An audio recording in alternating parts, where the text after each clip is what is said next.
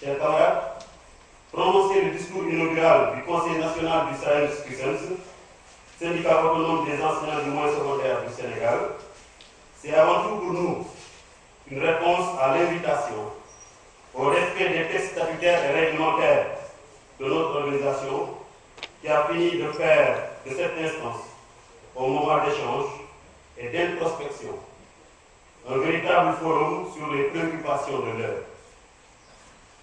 À cette instance solennelle, c'est avec un réel plaisir que nous croisons le regard d'hommes et de femmes, compagnons de lutte, après avoir serré chaleureusement vos mains fraternelles. Vous comprendrez donc notre immense plaisir de vous dire à vous tous bonjour et soyez les bienvenus. Ce plaisir relève surtout de votre engagement sans faille aux côtés de la Direction nationale du Sahel Cusens. Votre forte mobilisation de ce matin en est une parfaite illustration. Soyez-en remerciés et encouragés. Nos remerciements vont également à l'endroit des organisations syndicales qui sont toujours distinguées par leur sincérité à nos côtés dans un partenariat que nous jugeons stratégique. Nous remercions aussi le Comité national pour le dialogue social pour son combat inlassable en faveur de l'instauration d'un climat apaisé dans tous les secteurs d'activité, en général, et particulièrement dans le secteur de l'éducation. Nous associons à ces remerciements aussi la Fédération nationale des associations de parents d'élèves et d'étudiants du Sénégal, et à travers elle, tous les parents d'élèves soucieux de l'avenir de l'école et des enfants de notre cher Sénégal. Naturellement, une mention spéciale est décernée à la presse, dont le travail pour la promotion d'une école sénégalaise de qualité n'est plus à démontrer. Mesdames et messieurs, chers camarades, le Conseil national de cette année se déroule dans un contexte particulier, où l'école vient de sortir d'une longue période trouble, au lendemain de laquelle le gouvernement du Sénégal s'est distingué par sa démarche cavalière, dont l'une des illustrations les plus regrettables est la fixation de la deuxième session du BFM de manière à empiéter sur l'année scolaire 2012-2013. Au moment où le respect scrupuleux du canton horaire constitue une préoccupation de tous.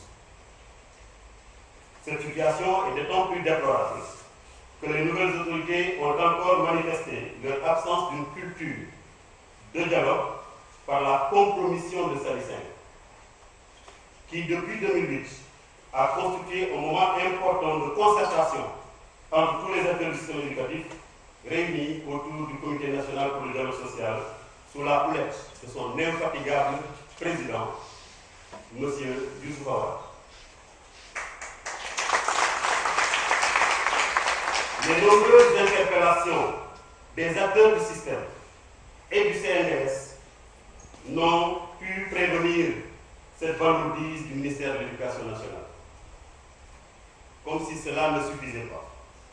Notre déception est accentuée par le regret d'acter le manque de respect notoire du gouvernement sénégalais qui affiche une nette volonté de remettre en cause les acquis des travailleurs.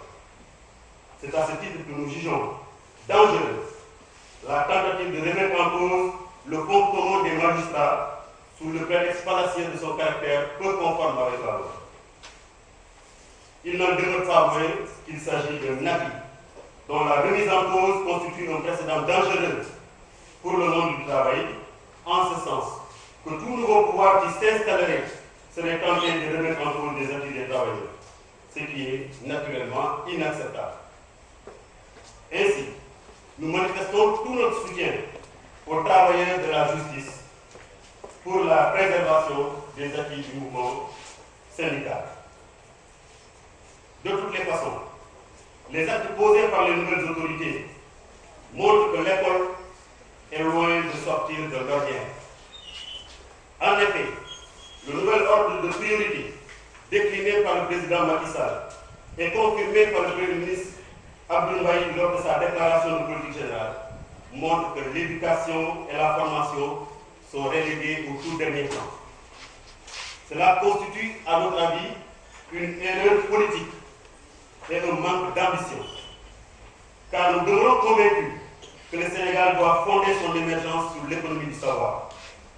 À ce titre, le capital humain reste et demeure son atout le plus précieux pour la construction d'une masse critique de compétences capables d'impulser et de booster les différents secteurs de développement.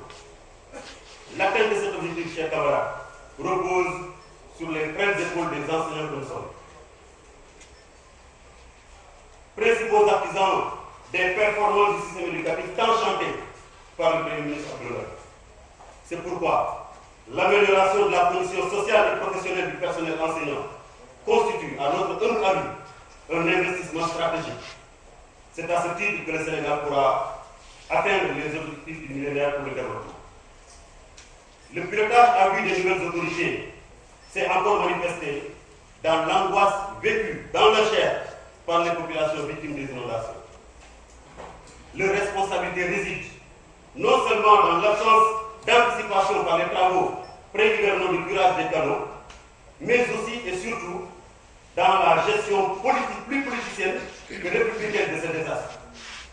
Tout en réaffirmant notre totale solidarité aux populations sinistrées, parmi lesquelles des élèves et des enseignants, nous mettons en garde le gouvernement de Abdoul Mbaye contre toute tentative de déguerpissement au forceps de ces populations meurtries des établissements scolaires sous le seul prétexte de l'ouverture des classes.